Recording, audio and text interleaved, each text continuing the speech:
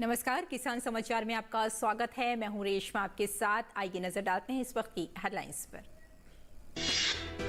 केंद्रीय कृषि मंत्री नरेंद्र सिंह तोमर रविवार को इंदौर में आयोजित बूथ कार्यकर्ता सम्मेलन को किया संबोधित। कहा, मध्य प्रदेश बन गया है विकसित राज्य। डबल इंजन की सरकार ने प्रदेश को किया है चहुमुखी विकास। राज्य के किसान खुशहाल, सिंचाई के लिए हुए हैं कई काम।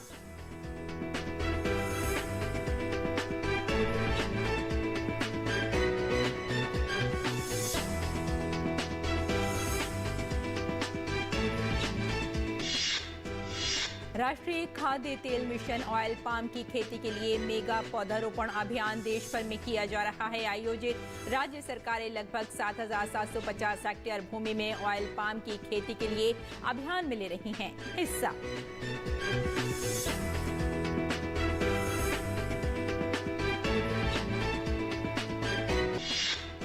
केंद्रीय मंत्री भगवंत खोबा ने अखिल भारतीय नवीकरणीय ऊर्जा संघों के स्थापना दिवस में लिया हिस्सा। कहा, सरकार ऊर्जा और खाद्य सुरक्षा प्रदान करने के लिए प्रतिबद्ध। भारत नवीकरणीय ऊर्जा क्षेत्र में हो रहा है अग्रसर।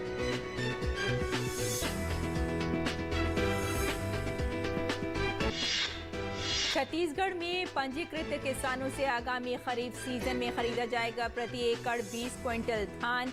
किसानों से 125 लाख मीट्रिक टन धान खरीद का अनुमान। सहकारी समितियों की और अधिक मजबूत किए जाने पर दिया जा रहा है बल। मौसम विभाग ने अगले 4-5 दिन तक देश के पूर्वी, उत्तर पूर्वी और पूर्व मध्य भाग भारी बारिश का जताया अनुमान। झारखंड, बिहार और ओडिशा में तेज बारिश होने की है संभावना। कोंकण, गोवा और मध्य महाराष्ट्र में तेज बारिश का अनुमान। और अब समाचार विस्तार से। केंद्रीय मंत्री कृषि नरेंद्र सिंह तोमर ने रविवार को इंदौर में आयोजित बूथ कार्यकर्ता सम्मेलन को संबोधित किया। तोमर ने कहा कि भाजपा की डबल इंजन की सरकार ने प्रदेश का चहुमुखी विकास किया है। मध्य प्रदेश का किसान आज खुशहाल है। बहन आज लाडली बहन बन गई है। प्रदेश में सड़कों का जाल बिछा है। सिंचाई के अवसर सृजित हुए हैं। मध्य प्रदेश आज विकसित राज्य दिखाई देता है। मध्य प्रदेश में किसान खुशहाल दिखाई देता है। मध्य प्रदेश में नौजवान रोजगार युक्त दिखाई देता है। मध्य प्रदेश की बहन आज लाडली बहना बन गई है। मध्य प्रदेश में सड़कों का जाल बिछ गया है। मध्य प्रदेश में सिंचाई के अवसर सृजित हो गए और मध्य प्रदेश में भारतीय जनता पार्टी की सरकार ने शिवराज सिंह चौहान जी के नेतृत्व में आमूल चूल परिवर्तन करने की कोशिश सफल रूप से की है। और ऑयल पाम उत्पादन क्षेत्र को 10 लाख हेक्टेयर तक बढ़ाने और वर्ष 2025-26 तक कच्चे ऑयल पाम का उत्पादन 11.20 लाख टन तक बढ़ाने के उद्देश्य से भारत सरकार ने अगस्त 2021 में राष्ट्रीय खाद्य तेल मिशन ऑयल पाम का शुभारंभ किया था। इसके अलावा खाद्य तेलों के उत्पादन में वृद्धि के लिए ये मिशन आयात बोझ को कम करके भारत को आत्मनिर्भर भारत की दिशा में सफलतापूर्वक ले जा रहा है।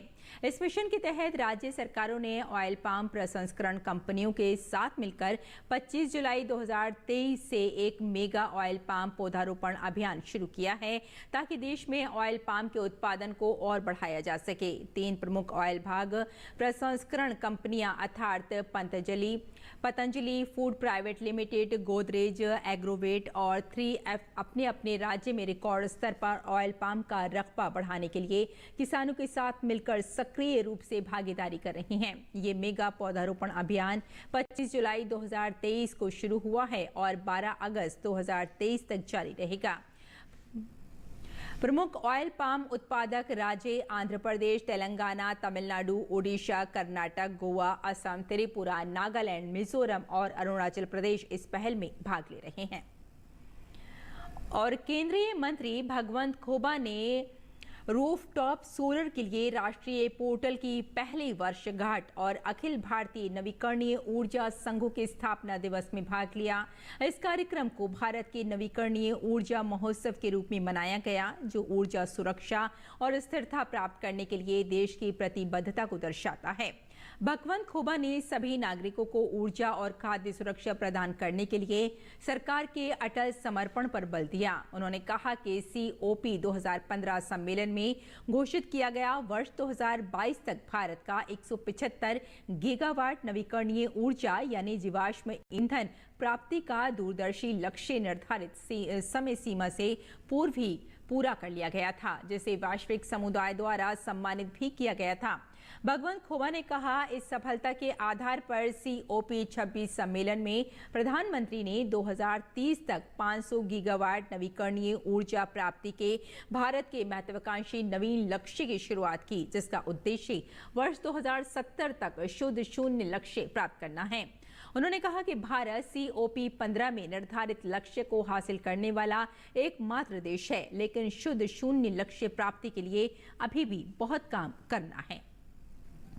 छत्तीसगढ़ में पंजीकृत किसानों से आगामी खरीफ विपणन वर्ष 2023-24 में 20 क्विंटल प्रति एकड़ के मान से धान की खरीद की जाएगी।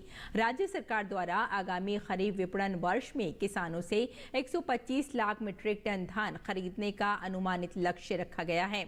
गत दिनों मंत्रिमंडलीय उप समिति की बैठक में आगामी खरीफ विपणन वर्ष 2023-24 में समर्थन मूल्य पर धान एवं मक्का उपार्जन, कृषक पंजीयन, बारदाना एवं वित्तीय व्यवस्था संबंधी नीति के निर्धारण के संबंध में विस्तार से चर्चा की गई। खाद्य विभाग के अधिकारियों ने बताया कि इस वर्ष व्यापक मात्रा में राज्य के किसानों से धान की खरीद की जानी है, इसलिए सहकारी समितियों को और अधिक मजबूत किया जाने पर बल दिया जा रहा है।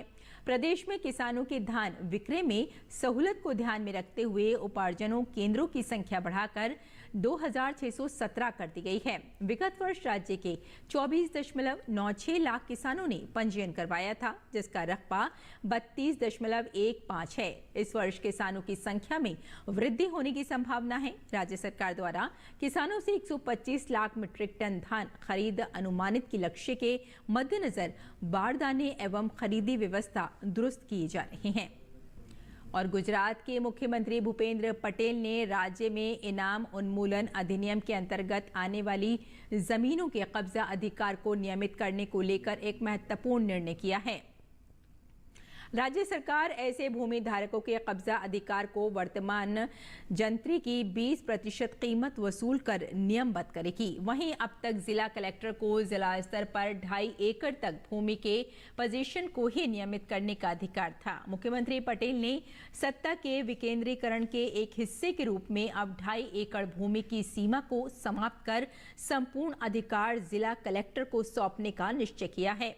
मुख्यमंत्री को इस संदर्भ में प्राप्त हुए आवेदनों में कहा गया था कि स्वतंत्रता के बाद भूमि सुधार कार्यक्रम के एक हिस्से के रूप में जमीन की जुताई करने वाले को जमीन के अधिकार देने और बिचौलियों के उन्मूलन के उद्देश्य से विभिन्न इनाम उन्मूलन अधिनियमों के जरिए चाकरी, नौकरी, सलामी देने जैसे कई इनाम हटा दिए गए हैं।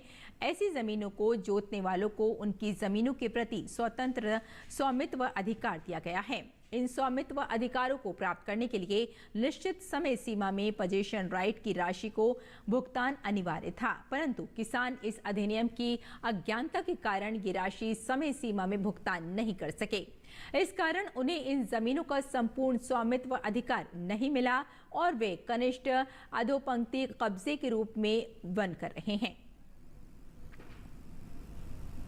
मॉनसून की बारिश देश के विभिन्न हिस्सों में लगातार जारी है। मौसम विभाग के अनुसार अगले 4 से 5 दिनों के दौरान देश के पूर्वी, उत्तर पूर्वी और पूर्व मध्य भाग में तेज और बहुत तेज वर्षा होने का अनुमान है।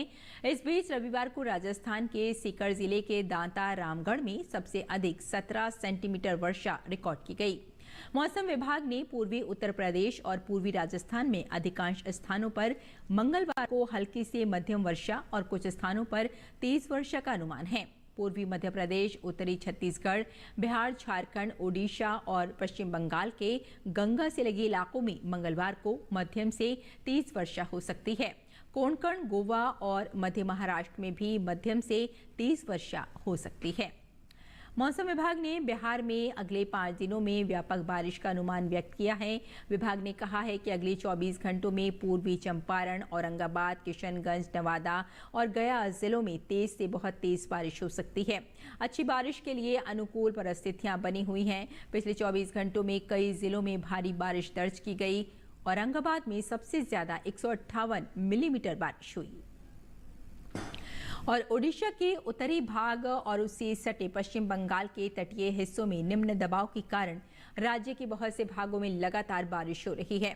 भुवनेश्वर में मौसम विभाग ने ओडिशा के पुरी, जगत सिंहपुर, ढेंकनाल, अंगुल और संबलपुर जिलों में कल तक भारी से बहुत भारी बारिश का पूर्व अनुमान जताया है और ऑरेंज अलर्ट जारी किया है। वहीं बालासोर, भद्रक, कटक, कालाहांडी और कंधमाल जिलों में भारी बारिश के लिए येलो अलर्ट जारी किया गया है। जम्मू कश्मीर के पहाड़ी सीमावर्ती जिले राजौरी में बागबानी विभाग के तहत बड़ी क्रांति हुई है। वहां प्रधानमंत्री विकास पैकेज योजना यानी PMDP के तहत हजारों बेरोजगार युवा बागबानी क्षेत्र में शामिल हो रहे हैं। अधिकतर बेरोजगार युवाओं ने धन्ना मंडी, मंजाकोट, बुद्धल, कोटरंका, धरहल जैसे विभिन्न क्षेत्रों में हाई डेंसिटी सेब की खेती शुरू की है। राजौरी जिले की पीर पंजाल पर्वत श्रृंखला के धन्ना मंडी ब्लॉक में उच्च गुणवत्ता वाले सेब की बम्पर फसल हुई है। जिला प्रशासन की मदद से बागबानी विभाग राजौरी जिले के किसानों और बेरोजगारों की आय दोगुनी करने के मिशन में महत्वपूर्ण भूमिका निभा रहा है। यहाँ अधिकतर किसान पहाड़ी इलाकों में रहते हैं और उनके पास कृषि की छोटी भूमि है। अब उन्होंने 1 से 2 कनाल कृषि भूमि में हाई डेंसिटी सेब की खेती शुरू कर दी है। राजौरी जिले के थन्ना मंडी ब्लॉक में सेब की विभिन्न किस्में उगाई जा रही हैं। बागबानी विभाग ने घर घर विभिन्न प्रकार के फलों की खेती के बारे में जागरूकता पैदा की है। जहाँ तक आप बेरोजगारी की बात कहते हैं, यहाँ से एक एक कनाल में से लोग जो हैं वो बहुत बड़ा जो है वो फायदा उठा रहे हैं। तो यहाँ पे जो फसल जो है वो ये ड्यू टू द जो यहाँ के जो हॉर्टिकल्चर डिपार्टमेंट है उसकी अवेयरनेस की वजह से।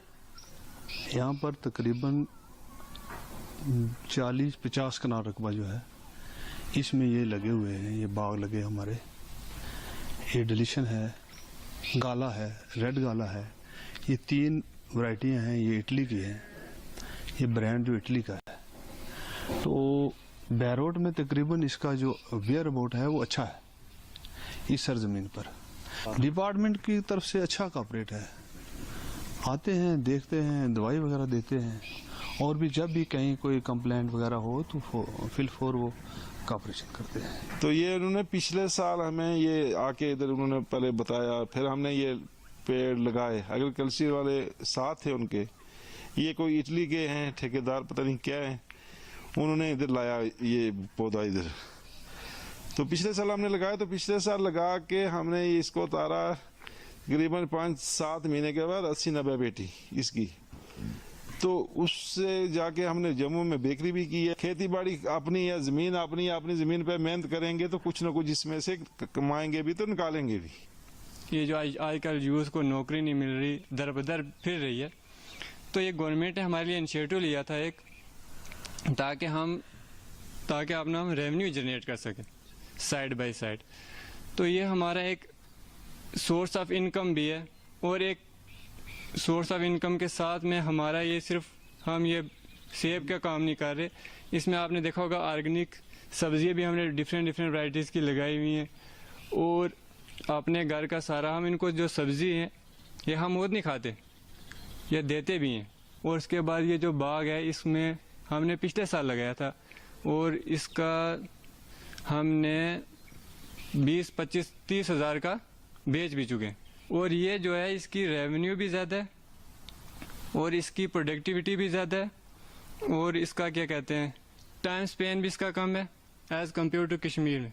कि इस स्कीम में मैक्सिमम जो यंग जनरेशन है वो लोग आगे आ रहे हैं। वो लोग 1-1 कनाल 2-2 कनाल की जो प्लांटेशन वो कर रहे हैं और उसको 1-1 कनाल में लगभग 1.5 से 2 लाख तक फ़ायदा भी हो रहा है। तो ये चीज़ें देख के लोग काफ़ी आगे आ रहे हैं। छत्तीसगढ़ राज्य के लोगों को ज्यादा से ज्यादा सुविधा मिले, इसके लिए मोदी सरकार कई योजनाओं के तहत राज्य को पैसा दे रही है। केंद्र की योजनाओं के तहत हर घर में जल पहुंचाना भी शामिल है, लेकिन राज्य सरकार की उपेक्षा के कारण राज्य के लोगों को इसका ठीक तरीके से लाभ नहीं मिल पा रहा है। देखिए छत्तीसगढ़ के रायपुर से संवाददाता नीरज सिंह की ये रिपोर्ट। हर घर को जल पहुंचे, ये मोदी सरकार की महत्वाकांक्षी योजना है।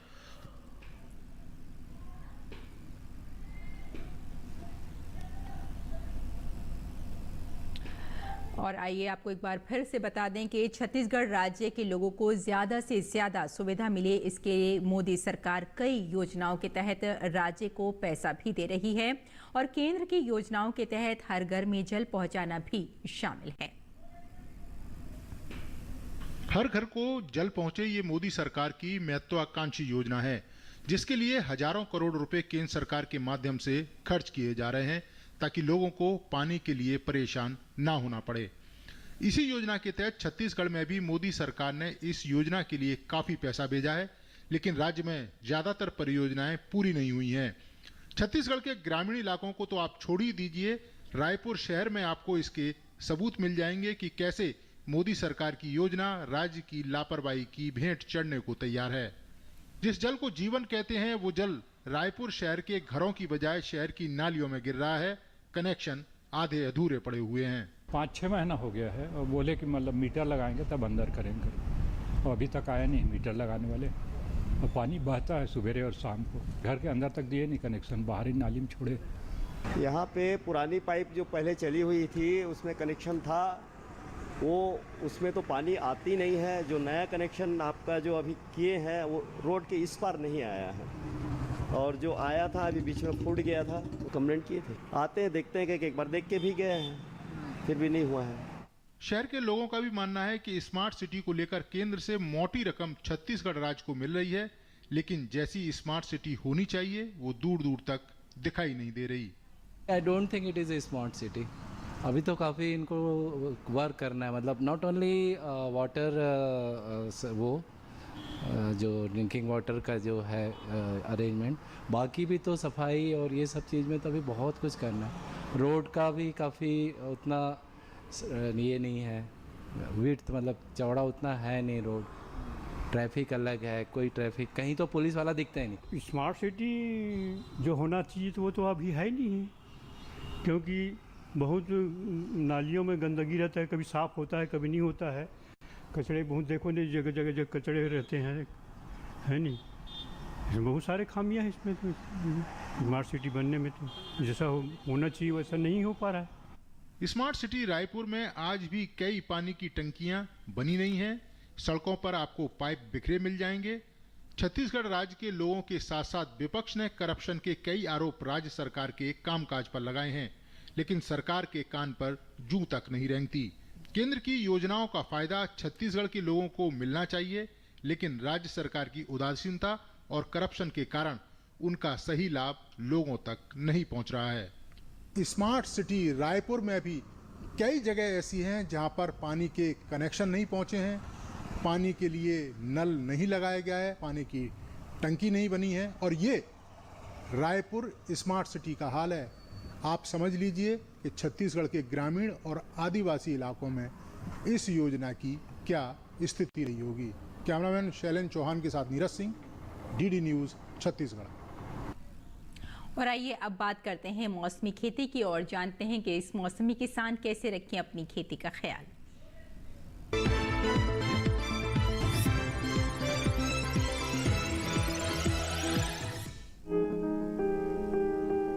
तेलंगाना में धान की खेती के लिए नर्सरी तैयार करें।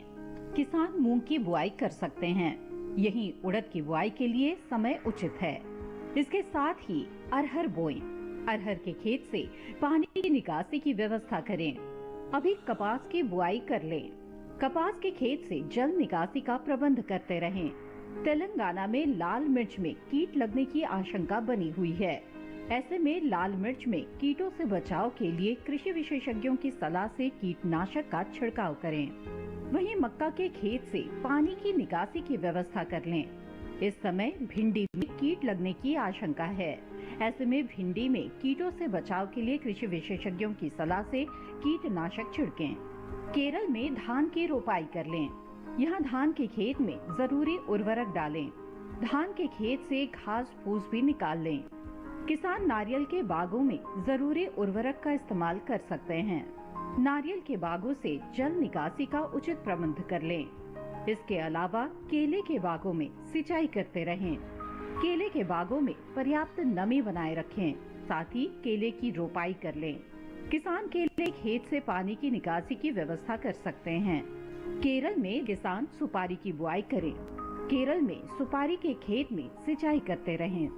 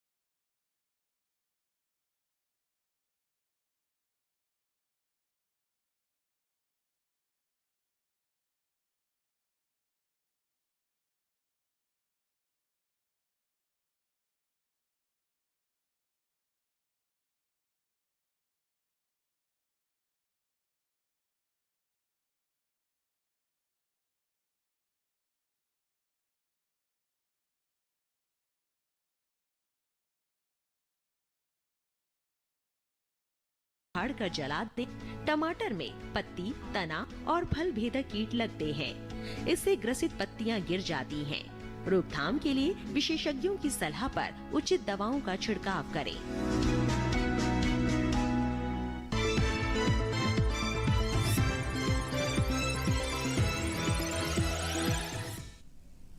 और खेती किसानी के साथ साथ आइए नजर डाल लेते हैं कुछ और महत्वपूर्ण खबरों पर। खास खबर में मणिपुर वायरल वीडियो मामले में पीड़ित महिलाओं ने सुप्रीम कोर्ट में याचिका दायर कर मामले की एक स्वतंत्र एसआईटी से जांच कराने और सुनवाई को मणिपुर से बाहर ट्रांसफर करने की मांग की है। मणिपुर में 2 महिलाओं से बदसलूकी का वीडियो वायरल होने के बाद मुख्य न्यायाधीश ने मामले का स्वतः संज्ञान लेते हुए राज्य और केंद्र सरकार को नोटिस जारी कर जवाब मांगा था। मणिपुर की राज्यपाल अनुसुईया उइके ने कहा कि राज्य में जल्द से जल्द शांति और सामान्य हालात बहाल करने के लिए केंद्र और राज्य सरकार पूरी कोशिश कर रहे हैं। केंद्रीय संसदीय मंत्री प्रहलाद जोशी ने कहा कि विपक्ष के लोगों से अपील करता हूं कि वो सदन में आकर चर्चा करें, क्योंकि मणिपुर में हिंसा का मामला बहुत ही संवेदनशील मुद्दा है। इस पर लोगों को राजनीति नहीं करनी चाहिए। केंद्रीय मंत्री अर्जुन राम मेघवाल ने कहा कि विपक्ष के लोग बार बार अपना पैंतरा बदल रहे हैं। मणिपुर की घटना पर वो चर्चा चाहते थे, जिसको सरकार ने मान लिया। इसके बाद कहने लगे कि पीएम सदन में बयान दे। ये लोग अब अविश्वास प्रस्ताव ले आए हैं। इन लोगों की मंशा चर्चा नहीं, कुछ और ही है। केंद्रीय मंत्री अनुराग ठाकुर ने कहा कि मैं अधीर रंजन चौधरी से पूछना चाहता हूं कि आप मणिपुर तो गए, लेकिन 21 सांसदों को लेकर बंगाल जाने की हिम्मत नहीं जुटा पाए। कम्युनिस्ट पार्टी और कांग्रेस वाले बंगाल में कदम रखने से डरते हैं। हिमाचल प्रदेश हाई कोर्ट को 3 नए जज मिल गए हैं। नवनियुक्त जजों में 2 वरिष्ठ अधिवक्ता और 1 न्यायिक सेवा से हैं। वरिष्ठ अधिवक्ता रंजन शर्मा व विपिन चंद्र नेगी और न्यायिक अधिकारी राकेश कैंथला ने प्रदेश हाई कोर्ट के नए जज के रूप में शपथ ली। पश्चिम बंगाल के पूर्व मुख्यमंत्री बुद्धदेव भट्टाचार्य की सेहत में सुधार तो है, लेकिन हालात अभी भी चिंताजनक बनी हुई हैं। अलीपुर के वुडलैंड अस्पताल में बुद्धदेव पिछले शनिवार से भर्ती हैं, जहां उन्हें वेंटिलेटर पर रखा गया है। जम्मू कश्मीर में कड़ी सुरक्षा के बीच 1500 से अधिक तीर्थ यात्रियों का 28वां जत्था जम्मू के भगवती नगर यात्री निवास से पवित्र अमरनाथ गुफा के लिए रवाना हुआ। ये जत्था पहले बाल्टार और पहलगाम के आधार शिविर पहुंचेगा और फिर तीर्थ यात्री वहां से दर्शन के लिए पवित्र गुफा जाएंगे। मुंबई में विरार स्टेशन के पास जयपुर से मुंबई जा रही ट्रेन में की गई गोलीबारी में एक पुलिसकर्मी सहित 4 लोगों की मौत हो गई। मृतकों में सहायक पुलिस निरीक्षक टीका राम भी शामिल हैं। इस घटना के बाद आरोपित आरपीएफ कांस्टेबल चेतन कुमार को दहीसर में गिरफ्तार कर लिया गया।